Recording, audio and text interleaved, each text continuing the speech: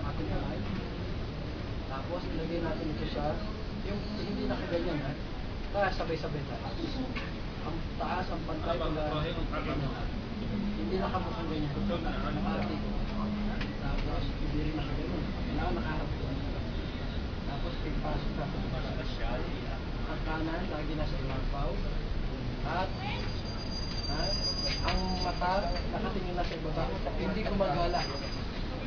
Sa mata, doon natin nakatingin sa baba. Kung saan tayo magpapatira pa, doon tayo nakatingin. Tapos, di ba sinabi ko ni Allahu Akbar, taas uli ang kamay, at ilagay sa tuhod. Ayan. Rupo tayo. Rupo ang tawag dito ha. Tingnan niyo ako. Ayan. Ayan. Tingnan niyo po ha. Tapos sinabi ko ulit naman na sinialaw naman namin dyan, tatayo tayo.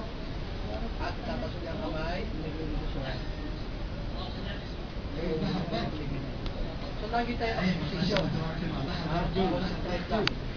Tapos, ano mang nagdidinig sa labas, pag nagsasalita, doon kayo sa nagsasalita, makikinig. Dahil para maintindihan ninyo yung tinuturo sa inyo. Diba, sinabi ko nun naman na Allahu Akbar, magsusojud na tayo. Ang sa ibabaw, dito sa ground, kasayad ang noo at ilong. Pero itong braso, hindi. So, tingnan nyo ako ganito. Ayan, tapos ito hindi nakasayad. Ang ulo, ang noo at saka ilong. Ayan. Tapos ang paa, nakaganito.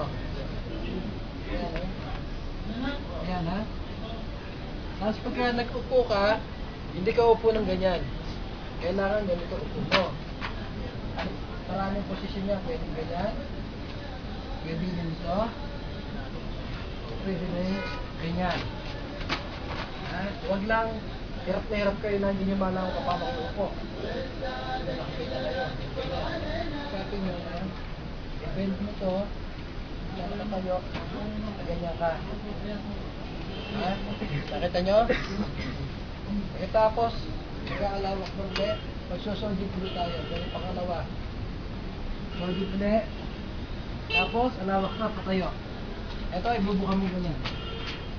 Buka mo, kabigin mo na sabay ang tuhod, patayo. Hindi ka, tatayo na, uunahin mo ang isa. Kasi, mawawala ka sa linya. Alipas ka. So, dapat sabay natin kabigin ito. Patayo. So, isang rakaan na yun. Ang gagawin natin ay 4. Sa pagitan nito, 2 at 2, mauupo ako sa pangalawa, pupunin kayo. At doon sa pang-4, ay pangatlo, tatayo ko, at pagdating sa pang-4, naupo na ako nun. So yung, bali yung 2 nauna, uulitin ko lang uli yun, na 2. So pagkatapos nun, nakaupo